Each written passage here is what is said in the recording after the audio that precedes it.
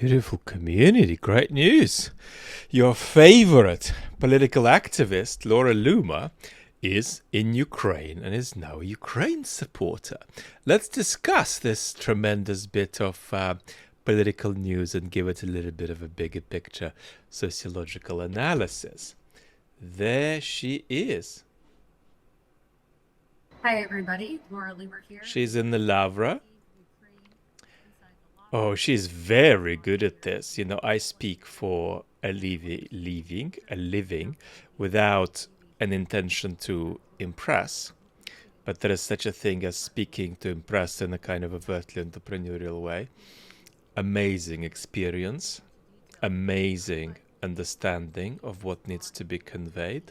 Also amazing social confidence, not confidence beneath the social confidence. This is a scared and lost and confused young person. Don't forget that, I don't know how old this kid is, 33 maybe. Give her the credit that we don't know what she's going to be doing when she is 53, so she could climb out of the mud. But at the moment, the first thing to say is that, of course, she is doing the same thing as she was doing before. So she was supporting Russia before, and now she is supporting Ukraine. And if I went from supporting Ukraine to supporting Russia, it would be a very radical change. It would be a kind of a disintegration of my personality. That's what that would require.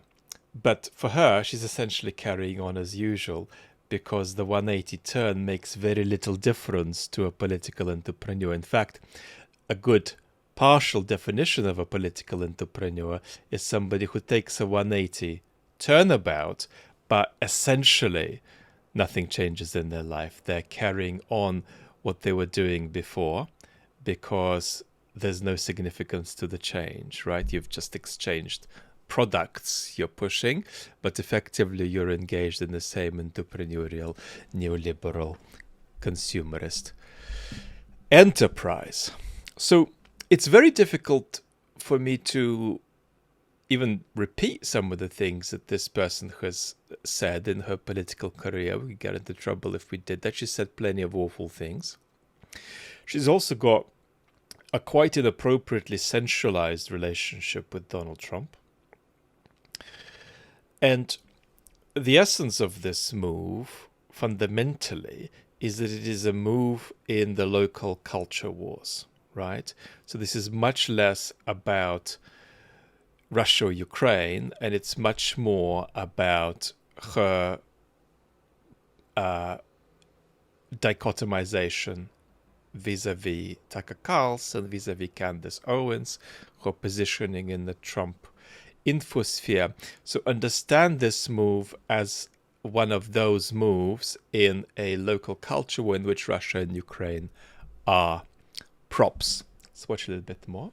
And you can see up there, to zoom in, the windows were completely knocked out. So one of her points is that it's so embarrassing that the Russians are claiming they're conservative and then they're attacking this place. And she's absolutely right. Russian conservatism is very, very thin. Russia is a radically neoliberal society, is a very secular society, and Putin himself, though he is enormously superstitious and enormously prone to certain kinds of mystical ideas, he is secular for all of his performance of religion. The Shahed drone fell on the floor and almost caused a massive structural fire. And it looks like it's gold leaf. It looks like it's metal, but it's actually very wood. So nicely you can done. imagine Very that effective stuff. it doesn't look like wood because it, like I said, it's painted gold leaf. But if this would have actually caught fire, the entire church would have been set ablaze because we all know how fast wood can. No, she's not saying, she's showing. Very, very nicely done. Now, of course, she is herself desecrating the religious site, not as violently as Putin is desecrating it, of course, but she's desecrating it because she's essentially treating it like a product. So in a certain sense, her and Putin are products of similar kinds of social forces.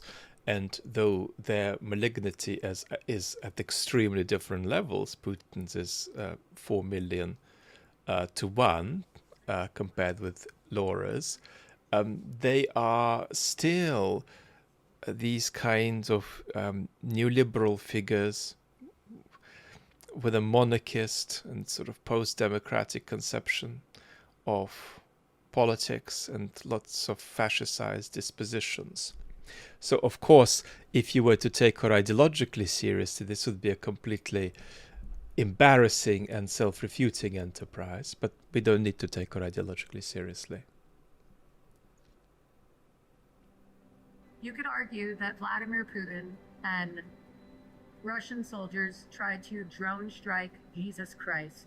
I don't think it's Beautiful. a coincidence that the windows that were boarded up, Really effective, entrepreneurial, consumerist, neoliberal trash. The monastery was right in front of, right behind the Virgin Mary. And that's a tip here for you too, beautiful community. It's very important to not underestimate the talent of people, right, who are doing various kinds of behaviors you might not like. And I just received a tour of the Lavra, and they told me that the Virgin Mary, the side of her, actually caught on fire. It's hard to see. Yeah. So let's do the politics here quickly. Do you say yuck, yuck, yuck and stay away from it if you are the Ukrainian state, or do you use it? You use it. Why not? And here's an important principle. A kind of a Marxian principle, beautiful community. Most of the good shit that's historically been accomplished by human beings has been accomplished out of mixed motives. Now, the most classic example of this is capitalism, right? Capitalism generates via mixed motives all kinds of results, right? Very often, certain magical things happen as a result of a series of constellations of self-interest. There is also such a thing as really malignly motivated people somehow being associated with good causes. Now, what do we think about that? Well, with every good cause, and Ukraine's not an exception, there are some ludicrously toxic narcissists and people with other challenges supporting these causes. And what's almost invariably the case is that a lot of these badly motivated people do harm to the cause, and a lot of them do good to the cause. And we've got to be honest about that, right? In the pro-Ukraine movement, in the climate movement, there are some toxic, self-advancing, self-serving, trashy people with personality disorders who are not mentally well, who are doing good. Now, it's not delightful to interact with them necessarily, but they're doing good. Then there are others who are malignly motivated and have issues, and they're doing badly. So we have to be a little bit sort of unprecious in the way we think of good causes. So how does this translate to Laura Loomer? I think the political question for Ukraine is not, is she useful? It's whether she is useful or not, make her useful. Right? That's my advice. I don't think we need to say any more. Lots of love.